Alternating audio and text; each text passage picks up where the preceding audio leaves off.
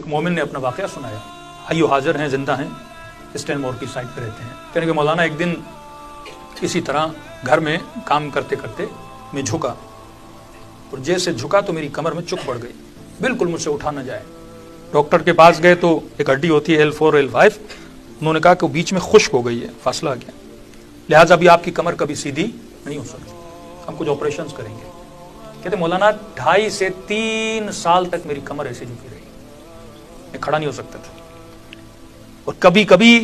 مجھے کئی گھنٹوں سوچنا پڑتا تھا کہ بستر پہ میں کروٹ کیسے لوں، اور وہ درد اتنا شدید ہوتا تھا کہ میری چیخیں ہمسایوں کو سنائی دیتی تھی، ہمسائے ایمبولینس کو فون کرتے تھے اور گھر پہ ایمبولینس آتی تھی۔ یعنی ایک ایسا درد، ایک ایسی تکلیف سے میں دوچار تھا کہ بتا نہیں سکتا، اور ڈاکٹر نے کہا اگر آپریشن کریں گے تو چانسز ہیں 40%، یا کمپلیٹلی آپ پیرالائز ہو جاؤ گے یا شاید آپ ٹھیک ہو جاؤ۔ کہتا ہے وہ فارم بھی میں نے سائن کیا۔ اب 2.5 سال ایک بندہ سوچیں رکوع کی حالت میں ہو، 2.5 سال کمل سوکھ جاتی ہے وہیں پہ انسان کی، چلا نہ جائے، سویا نہ جائے، کروٹ بدلی نہ جائے، کھانا کیسے کھائے، واش روم کی تکلیف ہے، وہ ساری تکلیف اپنی جگہ۔ کہ ایسے ہی کسی نے کہا کہ اب آپریشن سے پہلے ایک زیارت کربلا ہوا، میں نے کہا چلا جاؤں کیونکہ پتہ نہیں اس کے بعد میں زندہ بھی رہوں کہ نہیں رہوں۔ اب کہہ رہا ہے اس نیت سے نہیں گیا کہ شفا لینے جاؤں، اس نیت سے گیا کہ اہل بیت کا آخری دیدار کر لوں، اور اگر مر گیا تو قبر میں اللہ ان کی مجھے شفاعت عطا کرے۔ کہتا ہے اس طرح غازی عباس کے حرم میں گیا، ڈیلی جاتا تھا، رات کو دعائیں کرتا تھا، اسی طرح جھک کے جس طرح آدمی جاتا ہے رکوع کی حالت میں، ڈیلی جاؤں اور ڈیلی آؤں۔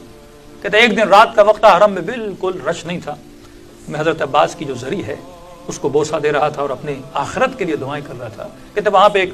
عربی لباس میں ایک عرب آیا، ادھور عرب، اور پرانے زمانے کے جو کوٹس ہوتے ہیں اور کپڑے ہوتے ہیں جو عربوں نے پہنے ہوتے ہیں، جو خدام آپ نے دیکھے ہوں گے خاص طریقے کے کپڑے پہنتے ہیں، وہ میری طرف آیا اور کہنے لگا کہ ظاہر، اب دیکھا کمر میری جھکی ہوئی ہے، کہ اپنی کمر کو حضرت عباس کی زری سے مس کر۔ اس نے کہا نہیں، ہم کمر نہیں کرتے حضرت عباس کی طرح، میں ایسے ہی چہرہ کر کے جاتا ہوں۔ پھر اس نے ڈانٹا مجھے، کہا تجھے تکلیف ہے اپنی کمر کو زری سے مس کرو۔ تو میں نے دیکھا کہ وہ کیا کر رہا تھا، کبھی زری پہ ہاتھ لگا کے آنکھوں پہ لگا رہا ہے، کبھی دل پہ لگا رہا ہے۔ جو مریض تھے وہ اپنے وجود کو حضرت عباس کی زری سے کیا کر رہے تھے، مس کر رہے تھے۔ کچھ نے رسیاں باندھ کے حضرت عباس کی زری کے ساتھ خود کو کیا کیا ہوا ہے، باندھا ہوا ہے۔ میں نے ایک بار بات نہیں مانی، مجھے ڈانٹا کہ کمر میں تکلیف ہے، میں کہہ رہا ہوں کہ اپنی کمر کو مس کرو حضرت عباس کی زری سے۔ کہتے مولانا جیسے میں نے اپنی کمر کی جو تکلیف تھی اور وہ جو ریڑھ کی ہڈی تھی وہ میں نے حضرت عباس کی زری سے مس کیا، اور کہتے جیسے میں نے مس کیا جیسے ہلکا سا ایک بیٹری کا کرنٹ لگتا ہے آپ ہاتھ میں، ہلکا سا بیٹری کا جیسے کرنٹ لگتا ہے، میں نے محسوس کیا کہ میری ہڈی کو وہ کرنٹ لگا، اور جیسے کرنٹ لگا میں نے اپنی کمر سیدھی کر دی۔ کہتا ہے میں نے زندگی میں اتنا گریا نہیں کیا، کیونکہ اتنے سالوں کے بعد میں نے کھڑے ہو کے اپنی پہلی نماز پڑھی،